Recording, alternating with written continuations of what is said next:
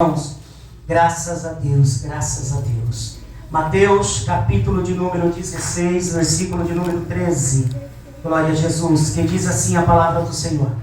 E chegando Jesus às partes de Cesareia de Filipe, interrogou os seus discípulos, dizendo: quem dizem os homens ser o Filho do Homem?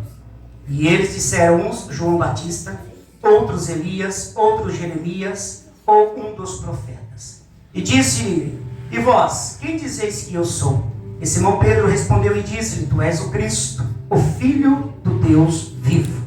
E Jesus respondendo disse-lhe: bem-aventurado és tu, Simão Barjonas, porque tu não revelou a carne e o sangue, mas o meu Pai que estás no céu.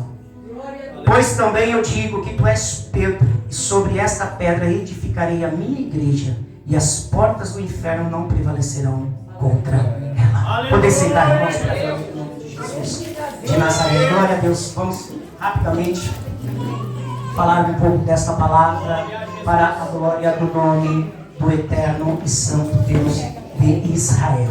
Preste atenção nesta palavra. É uma palavra de cunho muito importante. É uma palavra de uma solução muito importante para nós, visto que dentro deste texto nós encontramos duas verdades muito importantes.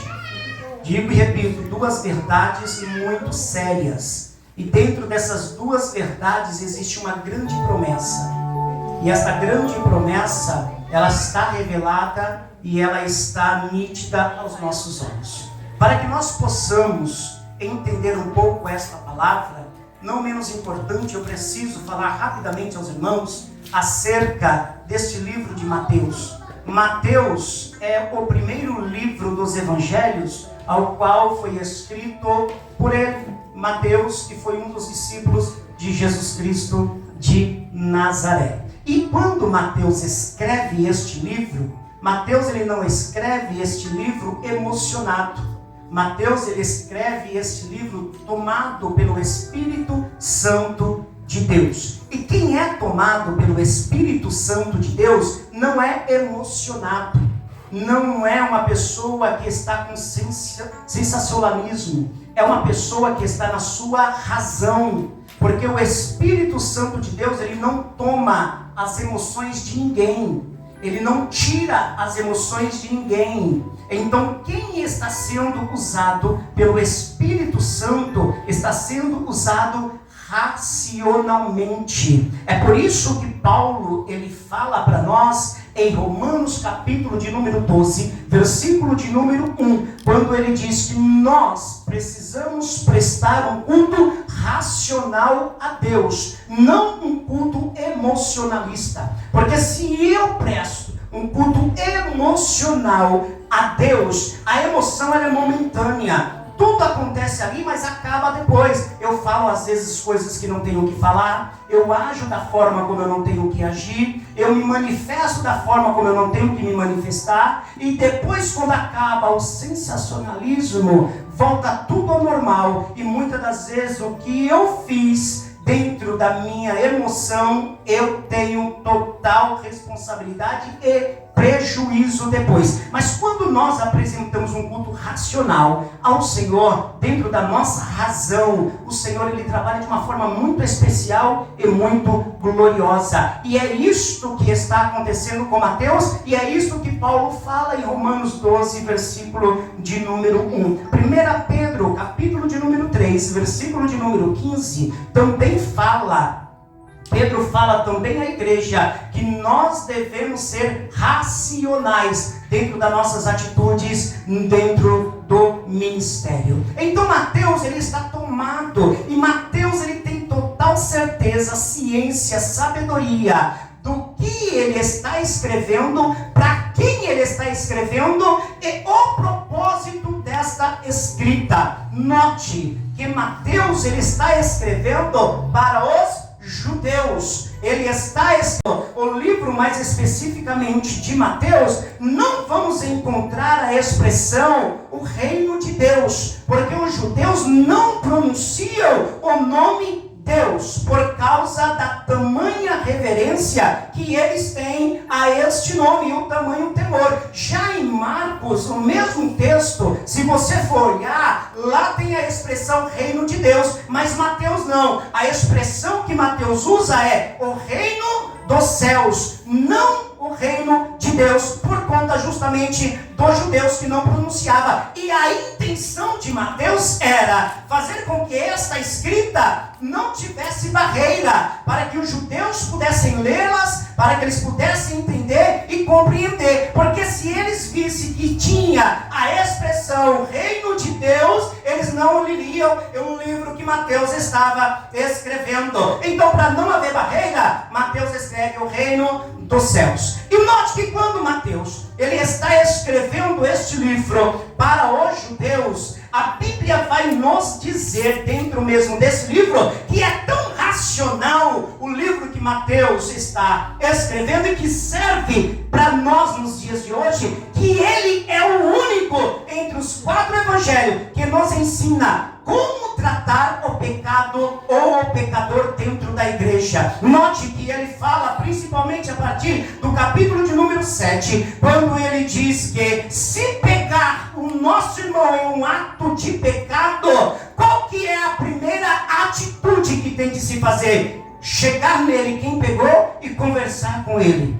Uma vez conversando com ele, orientando sobre o seu pecado, deixando ele agora então fazer a sua trajetória. E se pegar pela segunda vez, o que nós devemos fazer? Mateus nos ensina o que nós devemos fazer. É ir para as redes sociais, é falar mal do nosso irmão, é fofocar contra ele? De maneira nenhuma. Mateus ele nos ensina, se pegando pela segunda vez, chama uma ou 2 testemunhas, se apresenta novamente ao irmão e assim então fale sobre o seu pecado e o oriente. E pela terceira vez, pastor, o que é que deve ser feito? Agora eu posso chamar toda a vizinhança e expor, porque eu já falei uma, já falei 2, já falei 3, eu posso fazer isso? Negativo. Mateus nos ensina que pela terceira vez você agora leva a autoridade responsável da igreja, que é o pastor. Então note que Mateus ele nos ensina. Ensinar é o que mais a Bíblia faz. Ensinar é o que mais a palavra faz. Mas não queremos muitas das vezes ouvir, não queremos entender, não queremos compreender e melhor, não queremos seguir o que ela está nos ensinando. Queremos muitas das vezes seguir da nossa forma, da nossa maneira, da nossa interpretação, o que nos satisfaz, o que vem para nós, para nos alegrar, o que nos confronta, nós queremos deixar de lado.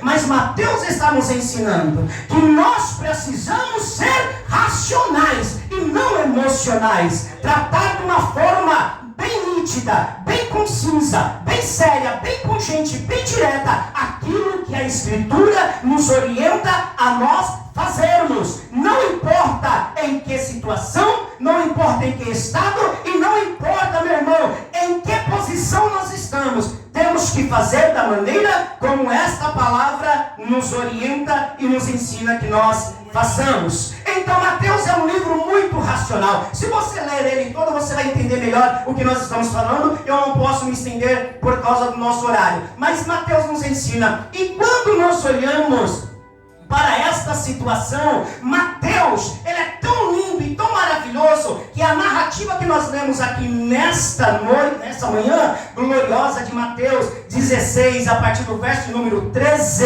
é uma narrativa muito importante e muito séria. Por quê, pastor? Porque é uma confissão. É uma confissão. É alguém se confessando mediante a uma situação. E a Bíblia diz que Jesus, que importante, ele reúne os seus discípulos e ele não vai para Cesareia de Filipe. Não, ele não vai. Ele vai para parte de Cesareia de Filipe. Cesareia de Filipe, para nós melhores entender, era uma terra totalmente rejeitada. Note o que eu vou falar, escute isso e aprenda. Ela é uma terra rejeitada por Deus? Não. Ela é uma terra amaldiçoada por Deus? Também não. Ela é uma terra rejeitada, é uma terra amaldiçoada pelos judeus. Os judeus não gostavam de estar em Cesareia de Filipe.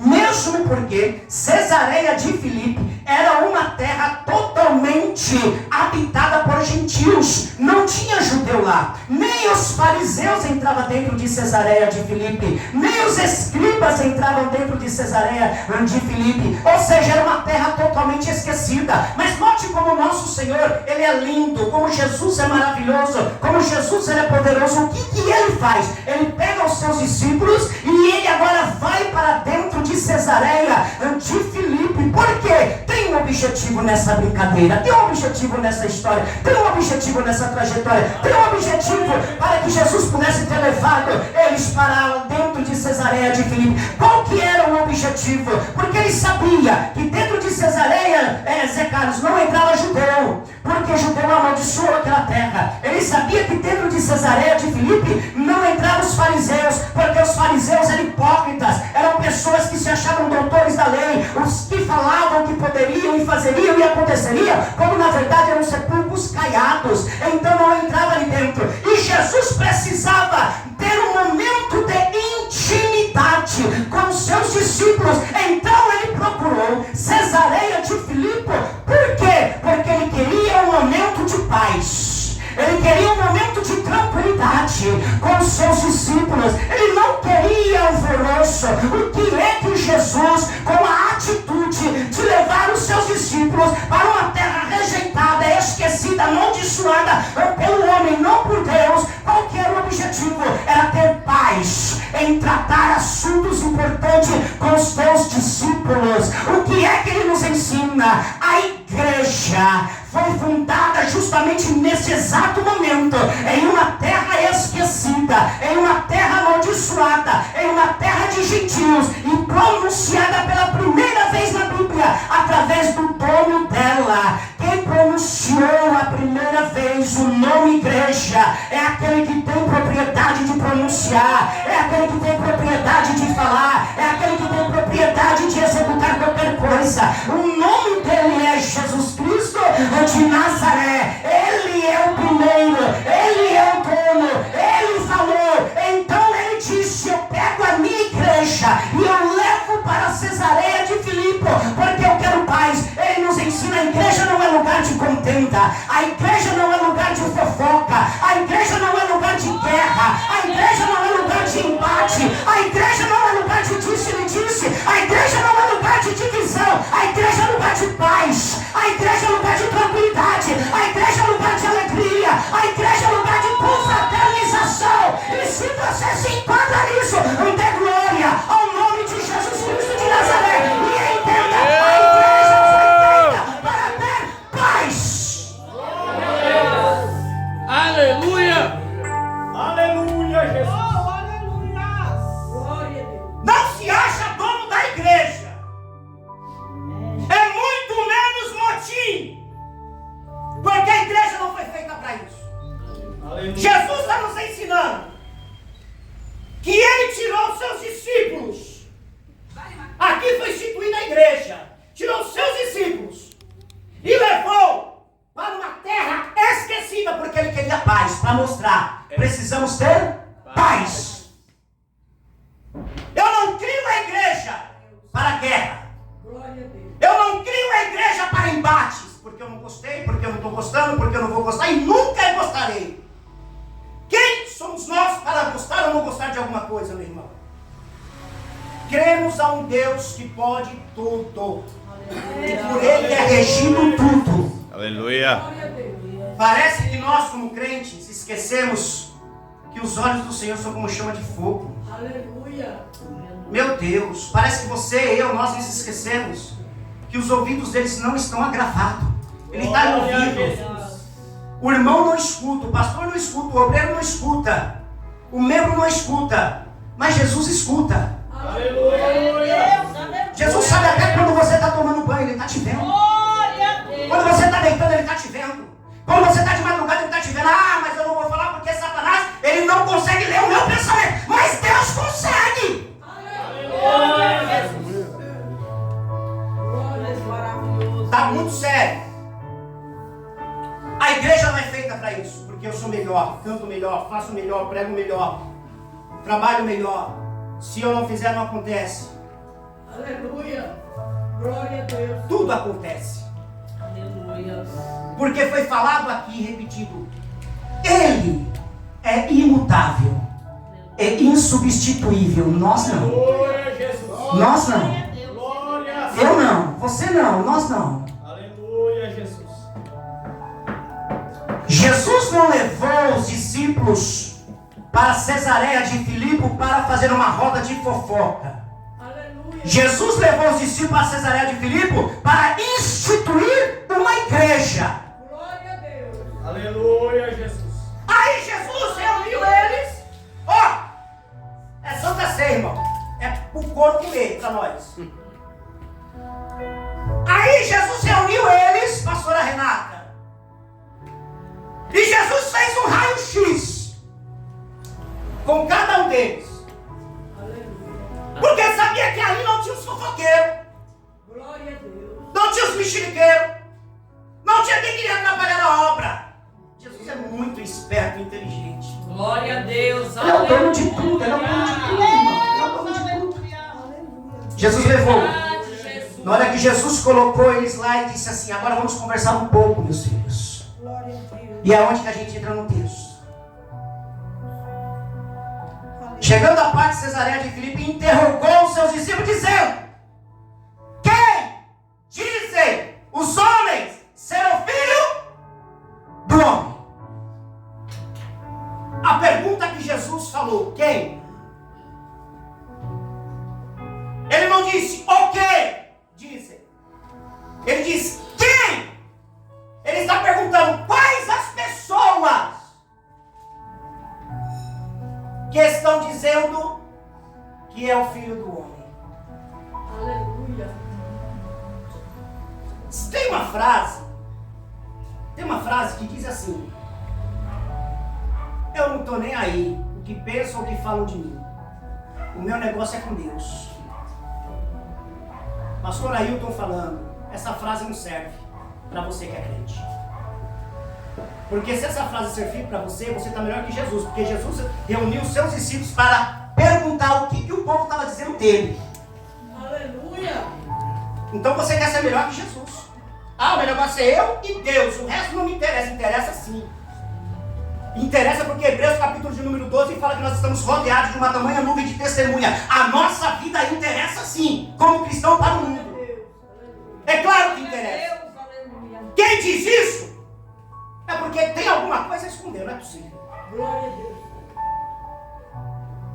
Mas a nossa vida interessa sim, para todos, como exemplo de servir a Deus. Aleluia. Aleluia. Não de servir ao homem, de servir a Deus. Então interessa. Jesus fez isso. Irmãos, é a palavra, não sou eu que estou falando, é a palavra. Então está errado isso aqui. Glória a Deus. Está escrito. Está escrito. Quem dizem os homens ser o filho do homem? Quem eles dizem que eu sou? Aleluia. Glória a Deus. Pare com isso. De querer ser tão religioso dessa forma. Porque nós não somos religiosos. Somos crentes, cristãos, que temos as nossas falhas e que todo dia erramos. Aleluia. E vamos continuar errando até chegar ao que foi dito pelo presbítero Bruno, a varão perfeito. Mas isso nós vamos estar na glória. Aleluia. Aqui não, aqui não, aqui não. Glória.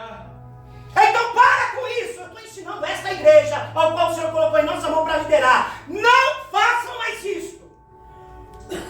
Meu negócio é eu e Deus. Pare com isso, irmão. Ande na postura.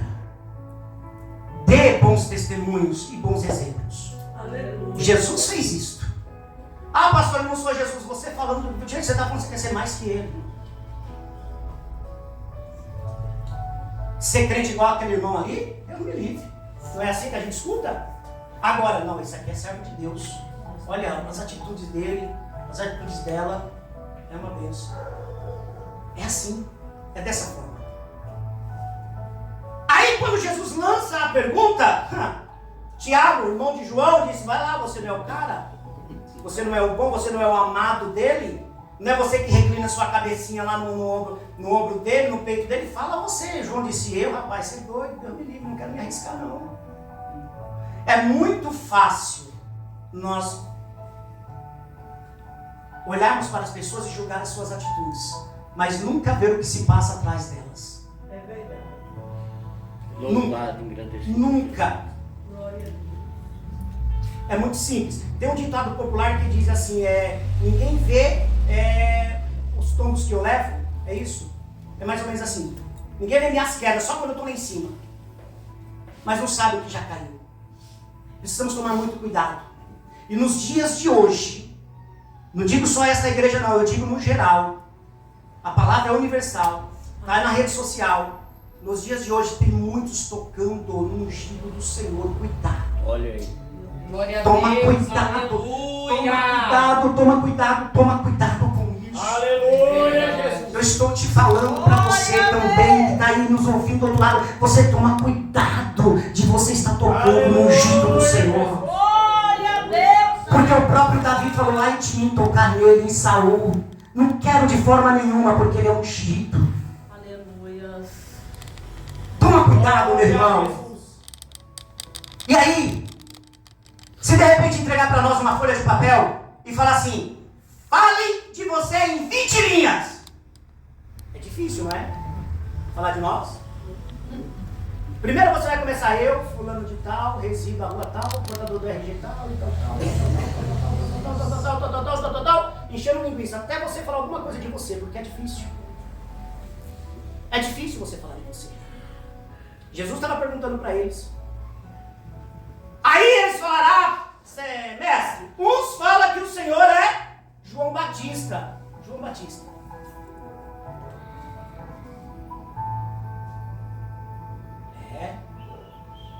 Pregou lá no deserto, a palavra estava com ele, a palavra era ele, né? Estava andando com ele, João Batista. Não, Senhor, nos fala que o Senhor é Aleluia. o Elias. O Elias. O que profetizou lá para Acabe, os sinais, Elias. Outros falam sobre Jeremias. Jeremias, profeta da revelação, muito bom também. Tá bom, mas eu quero saber de vocês. Eles falam isso, mas e vocês? Falam o que de mim? Que anda comigo, que ora comigo, que me adora, que vem para casa me servir, que vê os meus milagres, que me acompanham, que me aceitaram, que professam o meu nome. E vocês? O que vocês pensam de mim? É para nós a pergunta agora. Aleluia, Jesus. Glória a Deus. E vocês? Aleluia. Pedro foi audacioso. Audacioso quando ele se levantou diante de Alexandre. E ele disse, eu sei quem você é. Glória a Deus. Tu és o Cristo, Aleluia. o Filho do Deus vivo. Aleluia. Glória a Deus. Jesus olha para ele e diz assim, bem-aventurado és vós, porque não foi carne nenhuma que te revelou, foi o meu Pai que está no céu. Jesus estava dizendo, não se glorie nessa revelação, porque não foi homem quem te revelou e nem você mesmo. Bem-aventurado és vós, não porque revelou, porque ele usou de misericórdia para te revelar quem eu sou. Quando Deus te usar, não se engrandeça, não se ensoberbeça. Bem-aventurado é você, não porque você revelou alguma coisa ou está sendo usado, é porque Ele achou graça e tem misericórdia para usar a tua vida sobre esta terra. E lá como foi o culto? Foi uma bênção, eu cantei, preguei, tá vendo aí? Foi uma bênção, não se engrandeça com isso, porque isso não vai te levar a lugar nenhum. Sabe onde isso vai te levar? A ruína. Você vai entender que a glória não foi para Ele, a exaltação não foi para Ele, a glorificação tem que ser para Ele. Então João é melhor, então Pedro olha e diz, eu sei quem é. Aleluia. Glória a Deus. Aleluia. Note que quando foi revelado, ele não era Pedro ainda. Ele era Simão Bar-Jonas. Bar, filho. Jonas era o nome do pai. Bar-Jonas, insignificante, uma pessoa qualquer. Aí Jesus olha para ele e disse: por causa desta bem-aventurança sobre a tua vida, que você revelou através do Pai quem eu sou, eu também te digo que a partir de agora eu te revelo quem você é, e eu determino quem você é. Você não é mais Simão Bar-Jona, a partir de agora tu és Pedro. E eu quero lhe dizer que por causa dessa revelação, a minha igreja será edificada sobre nós, e as portas do inferno não prevalecerão contra ela. A quem se humilha na presença de Deus, e os céus revela, Deus revela também o teu caráter, Deus revela também a tua vida, Deus revela a tua postura. E nessa noite, se você reconhecer que é Ele, para Ele, é por Ele, o céu te revelará, o céu te justificará, o céu te levantará, e você não será mais a mesma pessoa, porque quem conhece a Ele conhece também, e quem exalta Ele também exaltará. Aleluia! Para encerrar, a nossa irmã, ela leu em João capítulo de número 11, quando Lázaro morreu e ele ressuscitou, a partir do verso de número 20. Meu irmão, de São João, capítulo de número 11, nós vamos encontrar um diálogo muito poderoso e muito importante nessa trajetória. Note, Lázaro morreu, estava morto. Na tua casa havia duas mulheres, Marta e Maria. E quando de repente Marta ouviu que Jesus estava a caminho de Betânia para poder livrar, dar um grande livramento melhor, a ressurreição, o grande propósito na vida desta família, a Bíblia diz que Marta, ela sai ao encontro de Jesus, encontra-o pelo caminho. E quando ela encontra, meu irmão, pelo caminho, Marta diz: Senhor, se tu estivesse aqui, o meu irmão não teria morrido. E de repente, Jesus olha para ela e diz: mulher, fique tranquilo, o teu irmão há de ressuscitar. E ela disse: eu sei, Senhor, que ele vai ressuscitar, mas naquele grande dia, somente naquele grande dia é que ele vai ressuscitar. E Jesus se apresenta para ela e diz: mulher, aonde está a tua fé? Aonde está a tua visão espiritual? Não vai ser naquele grande dia. Eu quero lhe dizer, eis aqui adiante de você o homem que é a ressurreição e a vida. Marta, eu sou a ressurreição e a vida, Marta. E aquele que crer em mim, ainda que esteja morto, ele viverá. Marta, acredita. Abre a visão espiritual, o céu se abre, é revelado a ela quem era aquele homem. Ela abre a boca, aponta e diz: eu sei quem és, eu sei quem és, tu és o Cristo, o Filho do Deus vivo. E Jesus olhou e disse: porque você foi revelado, eu vou realizar um milagre na tua casa. Porque o céu revelou, eu vou fazer um grande milagre. Vamos, aonde ele está? E ela falou: está aqui. Ele disse: tira a pedra foi tirada. E quando de repente a voz ecoou e disse: Lázaro, sai para fora. E Lázaro sai andando. Sabe por quê? Porque Marta, ela reconheceu quem era aquele Jesus que estava adiante dela. Nesta manhã, reconheça Ele como o Senhor da tua vida, meu irmão. Reconheça Ele como o Senhor da tua vida. E quando você reconhecer, o céu se movimentará. Tudo que está travado vai destravar. Tudo que está fechado vai se abrir. A glória da segunda casa ou da última casa será maior do que a primeira, diz o Senhor. Note, pastor, a minha casa não está bem. Reconheça Ele como Senhor. Reconheça Ele como Senhor. Entrega a Ele tudo. E tudo Ele vai fazer por você. Quem reconhece tem. Cadê?